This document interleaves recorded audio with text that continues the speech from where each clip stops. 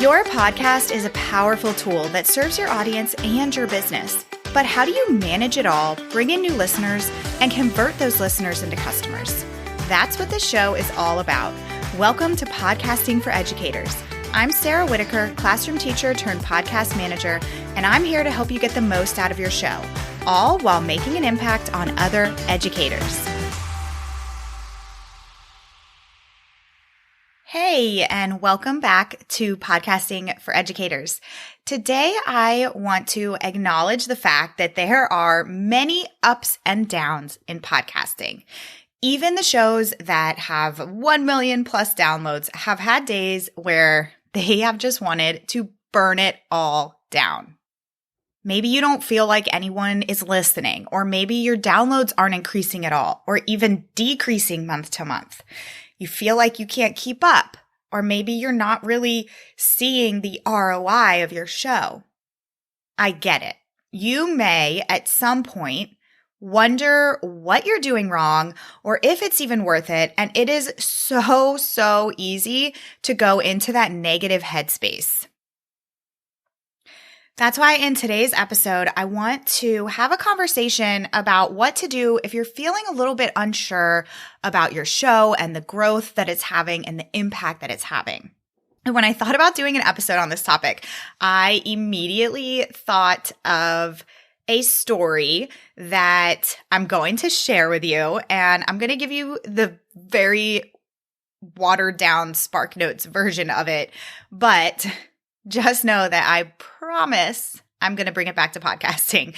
And I'm laughing because a couple of weeks ago, I did an Instagram reel about how a lot of podcasters will go off on these tangents and tell these stories that have absolutely nothing to do with the point of the episode.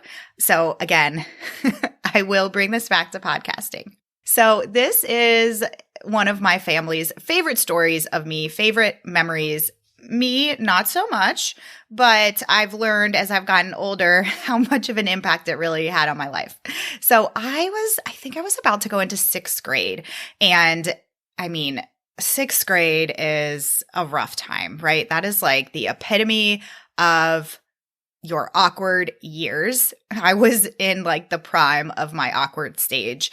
I have been the same height since about fourth grade that I am now at 30 something. And that was one of the many reasons that I was just at that stage where I just felt completely awkward and uncomfortable in my own skin.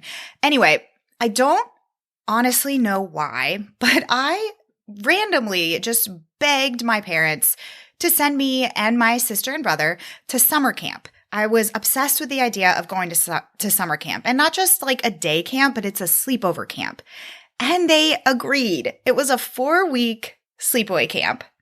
I was so excited getting ready to go to camp. The second that I got there, I immediately regretted my decision.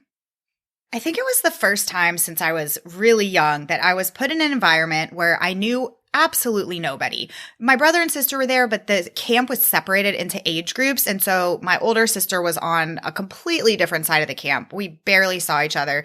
My brother was in the younger camp and just on the other, we were all just in different places. And to make it worse, there were lots of kids there who had been coming for multiple summers, and they all knew each other. And I just felt so out of place.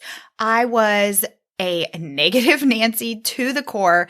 I could find anything to complain about. I didn't like the food. It was too hot. There were too many bugs. I missed my friends at home. I missed my bed. I mean, I could go on and on and on. I would call my parents daily and beg them to pick me up. There were so many tears. In fact, I got my phone privileges revoked because I was calling too much. And meanwhile, my younger brother and my older sister were having the time of their lives, which only made me more mad as a typical middle child. Anyway, we had a parents' day at the halfway point, so at that 2-week mark. And I was convinced that my parents were going to bring me home that day. They were going to come and see us, and I was going to go home with them because there's no way they were going to make me stay for the second 2 weeks. Well, we had to bring all of our stuff that we packed for camp, we had to put it in one of those like big trunks, with like the metal lock and everything. And when I saw my parents pull up in my dad's car, I was a little confused because I thought there's no way that my camp trunk, is going to fit in that car trunk. And then the reality sunk in that no, they were not going to be taking me home with them that day. And they didn't. My mom very, very lovingly said, you wanted to come here, so you are going to stick it out. And of course, now as a mom myself, I appreciate that. But at the time, I very much did not appreciate that. But you know what? I was stuck. And when I knew that I was going to be staying, a flip totally switched. And I saw the whole experience so differently, and I ended up having the time of my life for those second 2 weeks. I tried new things, I made new friends, and it was really one of those experiences that left an impact on me and has kind of shaped who I am today in terms of being independent and taking risks and getting out of your comfort zone. My perspective really changed when I asked myself, because I'm stuck there. So I had a little pep talk with myself. And I asked myself, am I even giving this camp a chance? Because everybody around me is having fun. Why am I not having fun? Am I even trying to make this work? I needed to really put in some more effort. And when I did, I ended up getting so much more out of it.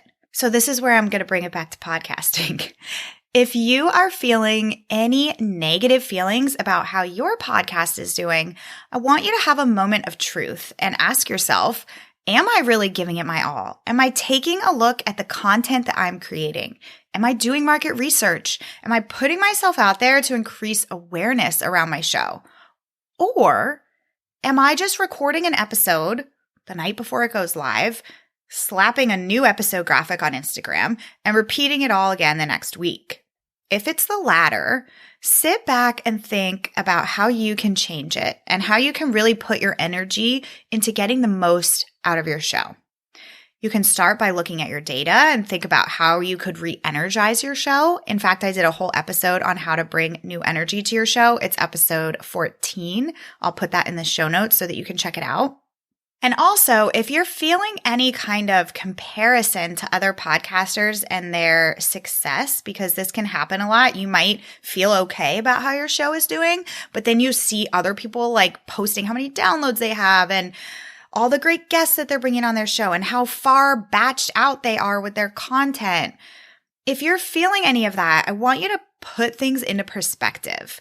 Just like when I went to camp and I felt so out of place because so many other kids knew each other from previous summers, there are podcasters out there who have been doing this for years. And so, of course, they're going to have stronger relationships with their listeners and more downloads and a clearer ROI. You can't compare yourself to somebody who's at a totally different stage than you are. What I want you to do today or this week is to sit down and really have kind of that hard conversation with yourself about if there's something that you could be doing differently, if there's a little bit more that you could be doing, or maybe some of the things that you're doing really you don't need to be doing and it's just a time suck. And think about how you can rework all of this to make you feel better about your show and the way that it's performing and the impact that it's having. And if you're really stuck, one great thing to do is go to your listeners and get some feedback from them. And I'm actually doing an episode that will air next week all about putting out listener surveys. So I'll give you some ideas on how you can implement a listener survey so that you can use that data to drive your content planning.